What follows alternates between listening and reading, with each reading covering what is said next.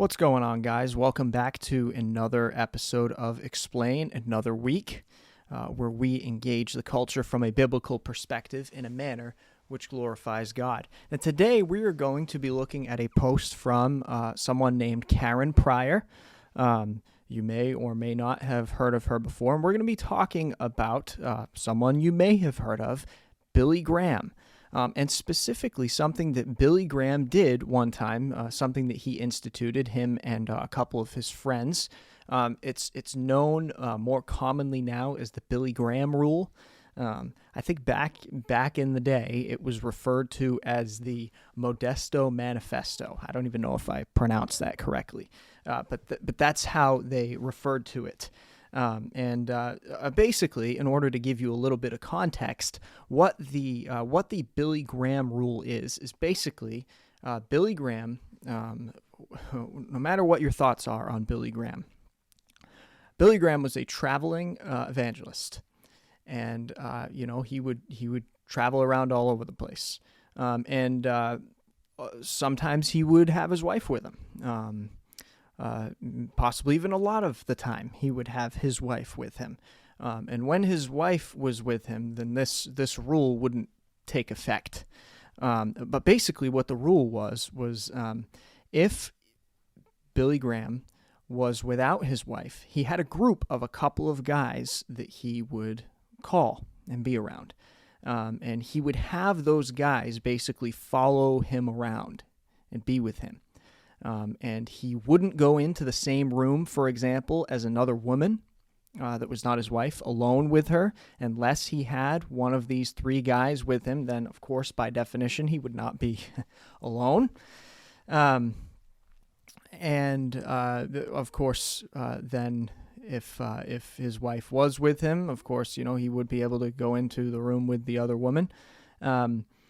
But yeah, he would have these guys basically follow him around until he could be back with his wife again. And then he would be with his wife, and his friends would leave. And basically the purpose of this was there were a couple of reasons why. And you may actually remember we talked about Billy Graham's rule, the Billy Graham rule, in reference to the Matt Chandler episode that we did a couple of years ago.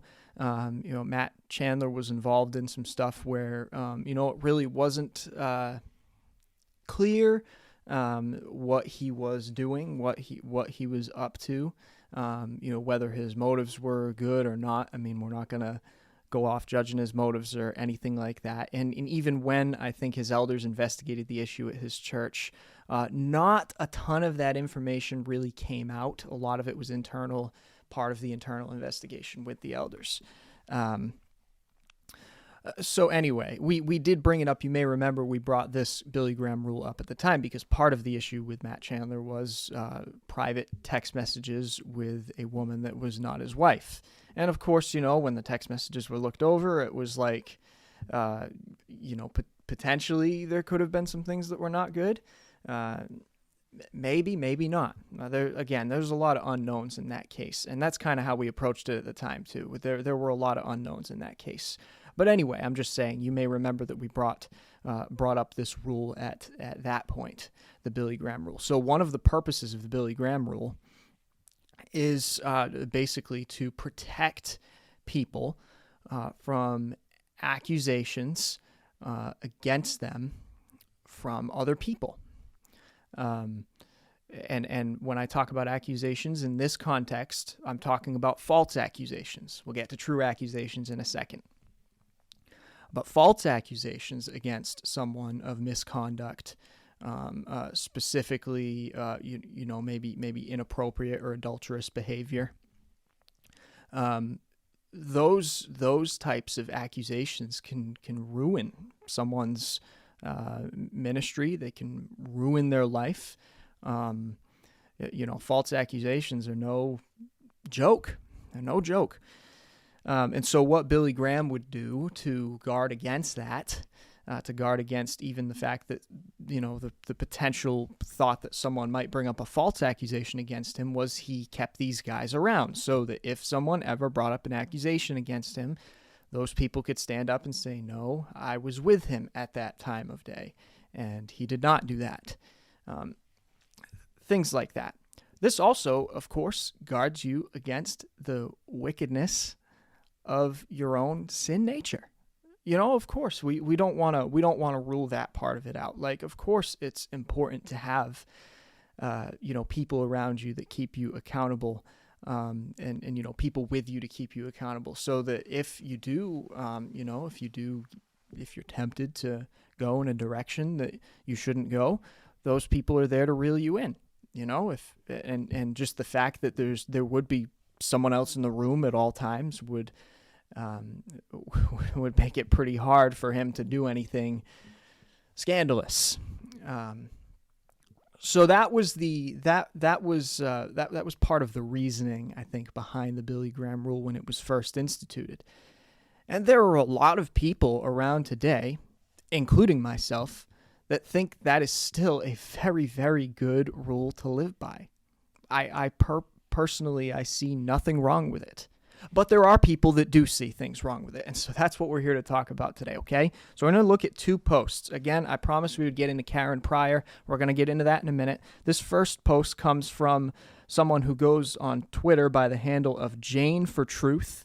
It doesn't immediately here say what her name is. I'm sure I could find that easily enough, but whatever, who cares? This person says, when the Billy Graham rule goes too far, a man refused to ride an elevator with me. He said he'd wait for the next one. I rode the elevator alone, humiliated, remembering my body is dangerous to men. And then it says, if you can't take an elevator ride with a woman, the problem isn't her body. Okay, so I think I've tried to lay some pretty good groundwork here, okay, regarding the purpose of the Billy Graham rule, right? And it appears here that someone decided to follow the Billy Graham rule, and he didn't get on the elevator with her alone. And it's interesting because she says here, if you can't take an elevator ride with a woman, the problem isn't her body. Believe it or not, I would agree with that statement. The problem isn't her body. It's one of 2 other things. The problem could be, first of all, the fact that there are many people who are wrongly accused of being immoral, of immorality, and that those wrongful accusations often happen in these situations. And then, of course, so that would be one problem, is the fact that we live in a culture where people could falsely accuse you of something. I mean, we don't even know if this guy knew her. I mean, would you get into, and I mean, let me just ask the woman out there. Let me ask the woman. Let's flip it around. Would you get into an elevator alone with a man, a strange man that you didn't know? I know plenty of women that wouldn't do that. And I mean, I don't understand why the same thing can't be said the other way around, right? It's just not a good situation, right? So even if we look at it at face value, there's that. But the problem, like I said, is one of 2 other things. It's not her body, okay? The problem could be, first of all, the wickedness of the woman. That could be the reason why the Billy Graham rule would need to be followed in this situation, because oftentimes, sometimes these types of things happen, and we know that these types of things happen because there are accusations that are made that come out later to be false. The wickedness of the woman. There's oftentimes women that will make false accusations. The other reason number two, also not her body, is the wickedness of the man. The wickedness of the man. Oftentimes, we know this to be true because there are plenty of reports that have come out about various different types of people throughout the years, throughout the decades, throughout the centuries, where men did take advantage of women in an immoral, adulterous way in settings like this. So what I would encourage someone who thinks this way to think instead is, he's probably not doing it because of your body being dangerous to men. I mean, That's sort of a prideful way to look at yourself, honestly. But whatever, I won't even get into that. But I would encourage someone who's thinking this way to think again. This person could have just been trying to protect himself. He could have been trying to protect you, and there is nothing wrong with that. There's nothing wrong with that. Okay, so with that, let's get into Karen Pryor's post. Okay, Karen Pryor. Now, if you know who Karen Pryor is, just a little bit of context. You know, I like to give you context. Karen Pryor she's one of the people that is responsible for a lot of stuff that happened with this pastor, Tom Buck. Basically, she released a bunch of things that weren't supposed to be released regarding Tom Buck and his wife and stuff, just stuff that they didn't want to be public. And she caused them, you know, she was part of the group of people that talked about this in such a way where it got out to the public instead of it being private the way that it was supposed to be. And again, you know, the end result of that was it caused Tom Buck and his wife a lot of grief. There's plenty more that could be said on that, but you can look that up. I think it's Kuiper Belt. I'll correct myself if that's wrong, but I think Kuiper Belt Productions did a documentary on Tom Buck and all that stuff. So you can, if you want to look that up, you can find that information easily enough. But anyway, this is what Karen Pryor says in this instance to this woman, Christy. "This is not your humiliation, Christy. It is a humiliation of this man. And even more, the kind of community that taught him to live this way. It is sad and embarrassing and wrong." Okay. So I really don't want to get into this is not who is it a humiliation of, because I don't really believe it needs to be a humiliation of anybody. This does not need to be a humiliation of the woman for her body or whatever.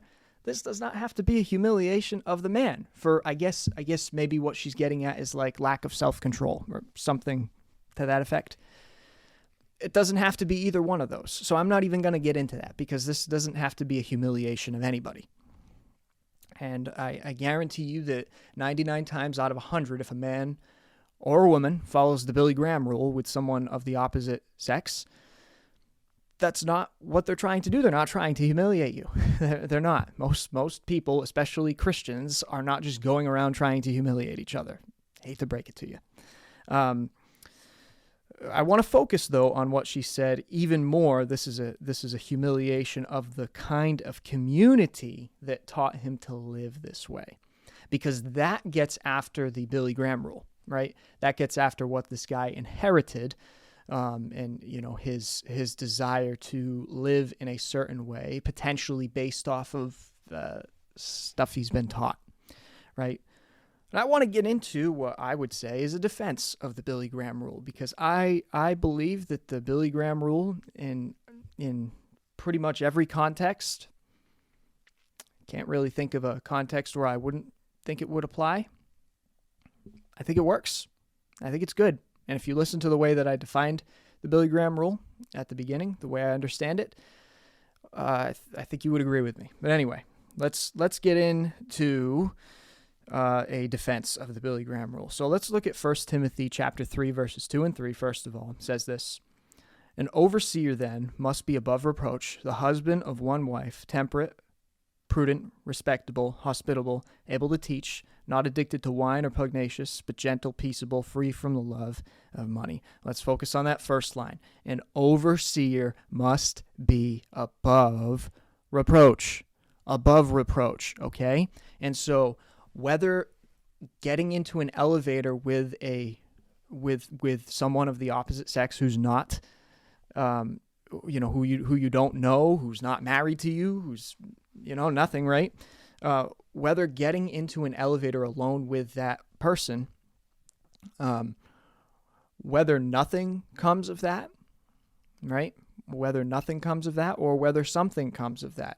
Could someone look at that and potentially say, I could accuse that person of doing something in that elevator, and he would never, he or she would never know, or they would never be able to say anything against it. That would be reproach, right? And so we're told to be above reproach. So what I would say is if this guy was an overseer, then I would understand that as him just trying to be above reproach. Not only, first of all, in the fact that he's trying to protect himself against a false accusation, but also, second of all, and just as importantly, he may be trying to protect himself against temptation. And in both instances, his desire to not get on the elevator with you is perfectly valid. Perfectly valid. Okay? So we see that. And really, the Billy Graham rule protects the woman. It protects the woman. Because as we talked about before, people can have weak moments. Men can have weak moments where they, stumble and they want to, look at case in point, David and Bathsheba, right? David's a man after God's own heart, has a grievous moment, more than a moment. It seems like an elongated period of days where he doesn't repent after his sin with Bathsheba, right? So we understand that men fail, and we need to be constantly guarding our hearts and watching our lives. But this protects the woman in that instance, because if the man is with someone else, or if the man is alone and doesn't go into that room where the woman is alone, who doesn't know him, who he doesn't know, I could see that definitely as he's trying to protect her. And also, again, I'll just ask this to the woman out there: is it or is it not uncomfortable to you when a strange man who you don't know walks into a room where you are alone? Is it?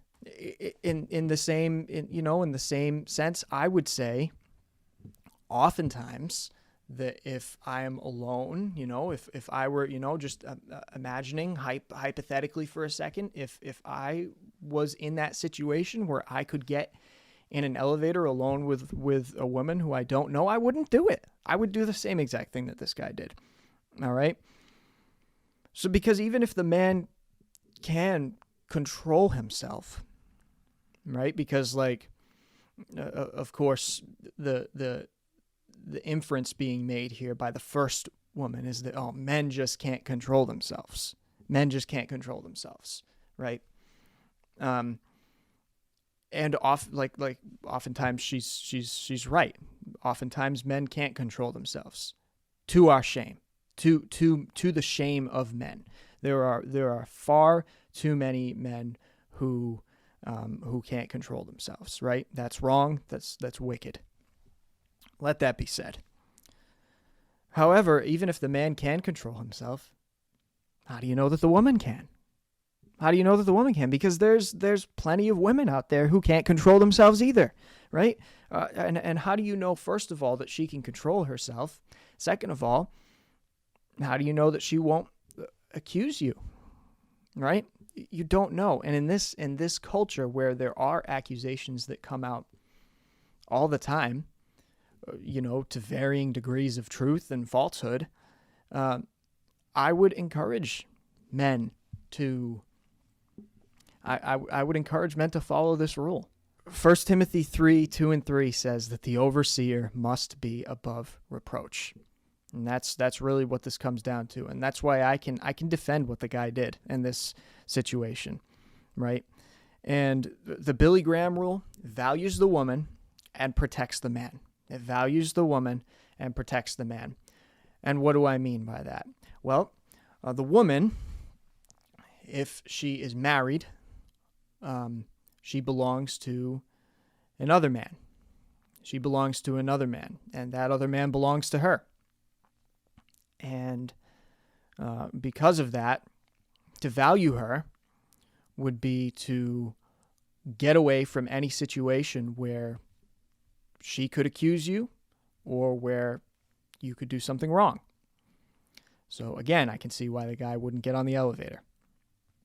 in that instance, right? So it values the woman. And even if the woman is not married, she's going to be married someday, right? And again, that's just valuing her husband, her future husband, and valuing her because she doesn't belong to you, and you don't even want to give anybody the appearance that she does. All right? And even if this woman never gets married, right? It still shows her value, that you respect her enough to understand that you are not supposed to be in a situation where anyone could think anything. So that's the one respect, right? That's the one that's the one hand. And then there's the other hand where it protects the man.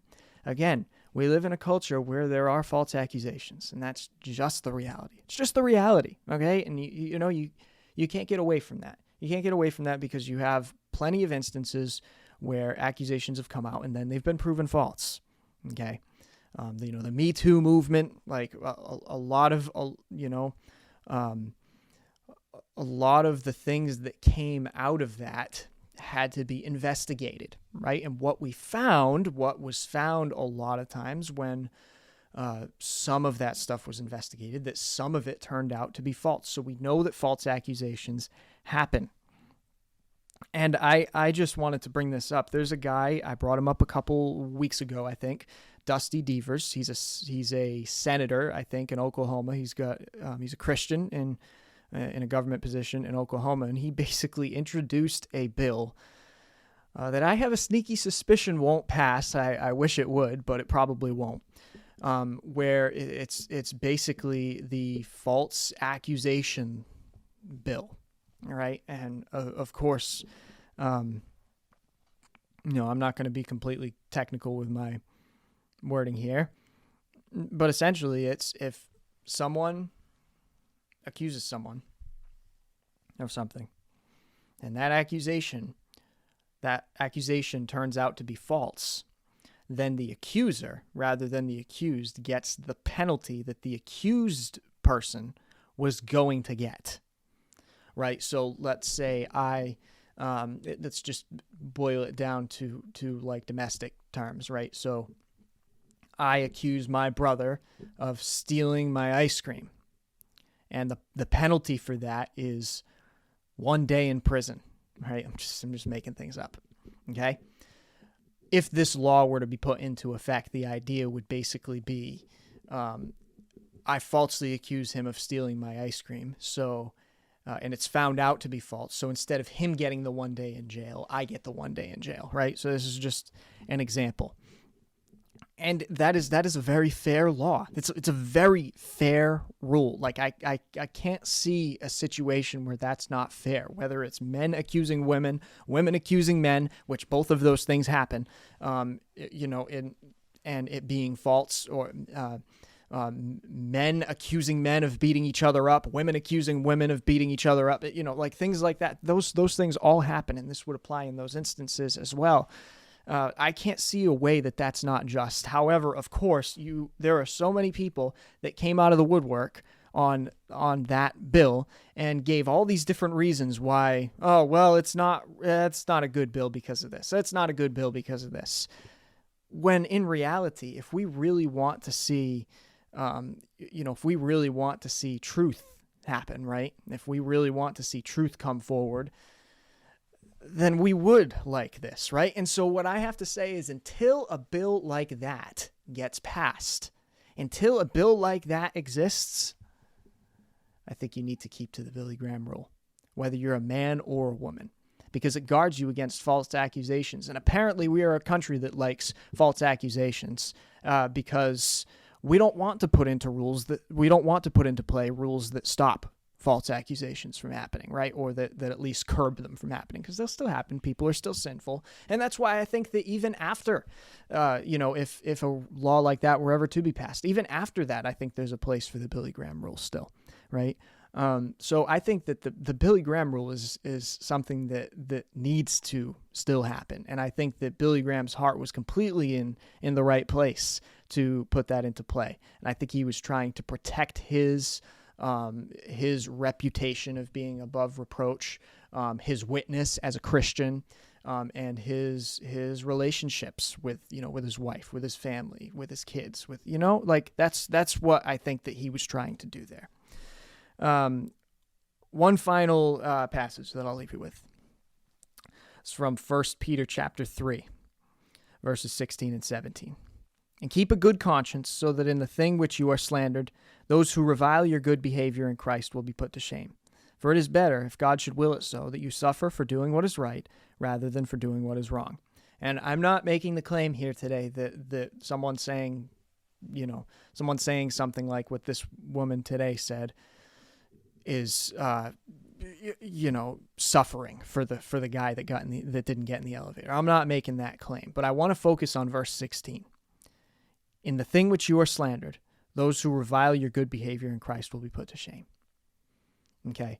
And so as countercultural as it might seem for us, men and women, to follow the Billy Graham rule, to try to live in such a way where our lives are above reproach, that shouldn't stop us from living that way.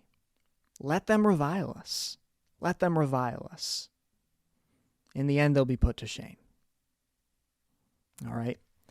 So I guess the takeaway here at the end of the day is we need to be people that stand for the truth. We need to be people that guard our witness in whatever way necessary, right? In accordance with the truth. And I think the proper application of that, of standing for the truth, of having good behavior in Christ, like 1 Peter 3 says, is the way that this guy applied it. By not getting on the elevator. And there's plenty of other instances where that could happen. And I think that the culture around us has tried to get us to change, but the scriptures don't change. We're still supposed to conduct ourselves in a manner that's above reproach. All right? So thank you guys for watching, and we'll see you next time.